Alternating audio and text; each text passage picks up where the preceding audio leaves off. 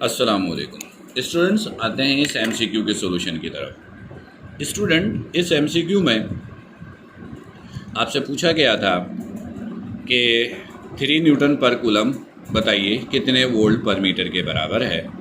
तो इसका आंसर बड़ा सिंपल है कि न्यूटन पर कूलम और वोल्ट पर मीटर ये दोनों यूनिट आपस में बराबर होते हैं, इसलिए 3 न्यूटन पर कूलम बराबर होगा 3 वोल्ट पर मीटर के। क्लियर?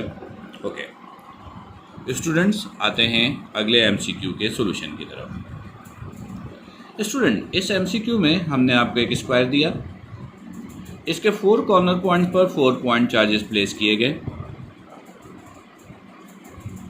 हमने आपको स्क्वायर दिया, स्क्वायर की साइड्स की लेंथ 30 मीटर है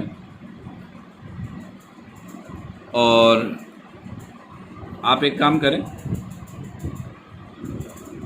वोल्टेज इस सेंटर पॉइंट पर आपसे वोल्टेज कैलकुलेट करने के लिए कहा गया और 4 पॉइंट कॉर्नर पॉइंट पे जो चार्जेस प्लेस किए गए थे उन तमाम की वैल्यूज आपस में बराबर है 2 माइक्रो कूलम। स्टूडेंट्स, इसमें आप करेंगे ये पहले कि प्रीवियस लेक्चर्स की तरह सबसे पहले आप डायगोनल्स की लेंथ निकालिएगा पाइथागोरस थ्योरम की मदद से। जब पाइथागोरस थ्योरम की मदद से आप डायगोनल्स की लेंथ निकाल लेंगे तो उसको हाफ कर दीजिएगा, वो ये लेंथ मिल जाएगी आपको। ये सारी लेंथ आपस में बराबर है, ये सारी लेंथ आपस में बराबर होगी। वोल्टेज का फॉर्मूला है Q/R। चार्जेस आपस में इक्वल हैं, चारों डिस्टेंसेस भी आपस में इक्वल हैं, तो चारों के चारों voltage V1, V2, V3, V4 आपस में इक्वल होगा। सिंपल ये फॉर्मूला आप यूज़ कीजिएगा और कोई एक वोल्टेज सिंपल V1 कैलकुलेट कर लीजिए, यानी सिंपल के Q1/R1। इससे आप ये निकालिए और फिर वोल्टेज चूँकि स्केलर क्वांटिटी है लिहाजा इनके रिजल्टेंट के लिए डायरेक्शंस को देखना बिल्कुल भी ज़रूरी नहीं है। आप टोटल वोल्टेज निकालने के लिए क्या करें, तमाम वोल्टेजेस जो चारों वोल्टेजेस आपने कैलकुलेट की हैं इनको सिंपली प्लस कर लीजिए। नेट वोल्टेज इक्वल हो जाएगा V net equal to V1 plus V2 plus V3 plus V4। Clear? आते हैं अगले एमसीक्यू की तरफ। स्टूडेंट्स, ये एमसीक्यूज बिल्कुल सेम उसी पैटर्न पे दिया गया है जिस तरह का प्रीवियस एक एमसीक्यू हमने आपसे स्क्वायर के सेंटर पॉइंट पे इंटेंसिटी निकालने के लिए कहा था।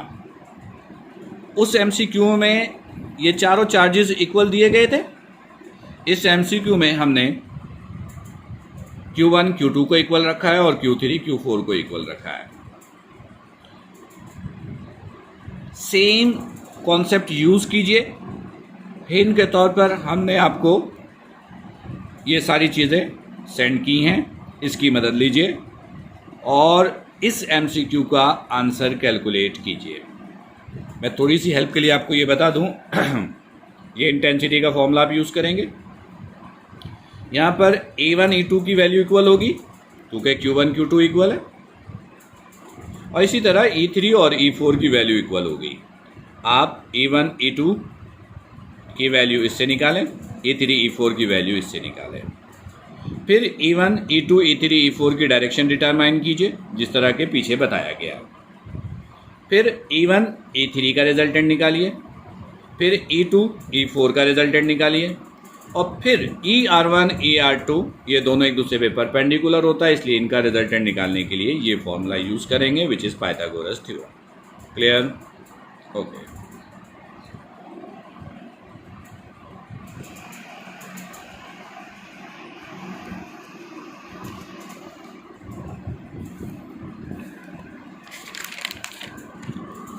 come to the next MCQ, solution of next MCQ। Student, इस MCQ में हमने आपसे सिंपल ये पूछा था कि ये एक फिगर है, एक ट्राइंगल है, ट्राइंगल की साइड्स की लेंथ गिवन है, आप ये एंगल मुझे डिटरमाइन करके दीजिए। स्टूडेंट्स, इस MCQ में आपको ये सीखना है कि किसी भी ट्राइंगल में कोई भी एंगल अगर आपको मालूम करना हो तो उसके लिए आप फॉर्मूला कैसे बनाओगे। तो आप इसका मेथड सीख लीजिए। देखिए, फर्ज कीजिए कि ये आपके पास एक ट्राइंगल है, ट्राइंगल की साइड्स की लेंथ है ABC। फर्ज कीजिए आपको ये एंगल निकालना है। आपको ट्राइंगल का जो भी एंगल चाहिए, आप देखिए उस एंगल का जो क्रॉसपॉन्डिंग साइड्स है उसका नेम क्या है, यहाँ पर है C। आप उसका स्क्वायर कीजिए, फिर इक्वल लगाइए।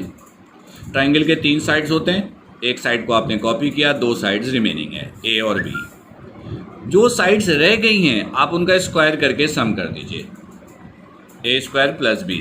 फिर -2 लिखिए, ये कांस्टेंट है। जिन 2 साइड्स को स्क्वायर करके आपने सम किया, इनको बगैर स्क्वायर के मल्टीप्लाई कर दीजिए और साथ में cos थीटा लिख दीजिए। फिर ABC की वैल्यू आप इसके अंदर पुट कीजिए, ये हो जाएगा आपके पास A, इस फॉर्मूले के मुताबिक ये हो जाएगा B और ये हो जाएगा C। इससे आप कैलकुलेट करेंगे तो थीटा आएगा 90 डिग्री। इस मेथड के ज़रिए आप ट्राइंगल का कोई भी एंगल मालूम कर सकते हो, फॉर्मूला आप खुद से बना सकते हो। लेकिन डियर स्टूडेंट्स, ये जो MCQ मैंने आपको दिया था, इस MCQ को आप लॉजिकली सॉल्व कर सकते हो, इसमें किसी कैलकुलेशन की ज़रूरत नहीं है। ये जो MCQ गिवन है, अगर आप लॉजिकली इसमें देखें तो ये पाइथागोरस थ्योरम को वेरीफाई करता है।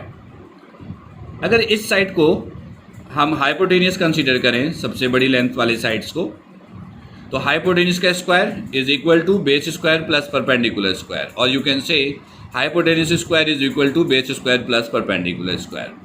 5 का स्क्वायर करोगे तो 25, 4 का स्क्वायर 16, 3 का स्क्वायर 9, 16 और 9 को प्लस करोगे 25, 25 इक्वल टू 25। इसका मतलब ये ट्राइंगल पाइथागोरस थ्योरम को वेरीफाई करता है। अगर पाइथागोरस थ्योरम वेरीफाई होता है तो ये साइड बना हाइपोटेनियस, और हाइपोटेनियस का जो कॉरस्पॉन्डिंग एंगल होगा वो होगा 90 डिग्री। तो इस लॉजिक के साथ ये जो एंगल है इसका आंसर मिला आपको 90 degree. Clear? Okay, come on to the next MCQ। Student, ये प्रीवियस एप्टीट्यूड एग्ज़ाम जो हुए थे, ये उसका MCQ है। इसमें F1 F2 दो फोर्सेस गिवन है और इनके रिजल्टेंट को F का नाम दिया गया है। F1 और F2 के दरमियान एंगल है 90 डिग्री। F1 और F2 के दरमियान एंगल है 90 डिग्री, फिगर दिया गया है। आपको F1 और रिजल्टेंट F के दरमियान का एंगल मालूम करना है, पर इस फिगर में आपको रिजल्टेंट नहीं नज़र आ रहा है। तो आप क्या करेंगे, पहले वेक्टर डायग्राम बनाएंगे जिसमें आप F1, F2 और रिजल्टेंट को शो कीजिएगा। F1 और F2 के दरमियान एंगल 90 डिग्री है। आपने हेड टू टेल रूल की मदद से F1 और F2 को ऐड किया, आपको दिख रहा होगा this is F2, this is F1 and this is angle 90 degree. 90 degree. Resultant के लिए पहले वेक्टर के टेल आखिरी वेक्टर के हेड को ज्वाइन किया, दिस इज रिजल्टेंट F।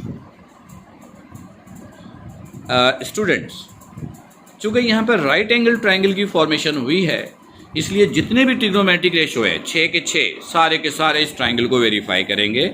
आप कोई भी ट्रिग्नोमेट्रिक रेशो यूज़ करके ये एंगल डिटरमाइन कर सकते हो। आपको F1 और F के दरमियान एंगल चाहिए था, F1 और F के दरमियान एंगल ये है। 90 के सामने वाला साइड ये हाइपोटेनियस होगा, थीटा का जो क्रॉसपॉन्डिंग साइड्स होगा ये परपेंडिकुलर होगा, और थीटा वाला साइड जिस पे 90 और थीटा गिवन है ये बेस कहलाएगा।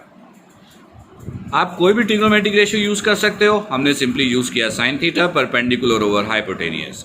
Perpendicular is F2 and hypotenuse is F2 over F। Theta is equal to sine inverse F2 over F। Dear students, इन तमाम MCQs का सॉल्यूशन हमने आपको दिया। आप रिपीट करके बार बार इन MCQs को देखिए, इनको सॉल्व कीजिए, इनके लॉजिक्स टेक्निक्स को मेमोराइज़ कीजिए। अगर आपको कोई प्रॉब्लम होती है तो आप MCQs मुझे व्हाट्सएप कीजिए, हम आपको वीडियो के ज़रिए आपके प्रॉब्लम का सॉल्यूशन आपको बताएंगे। Thank you very much.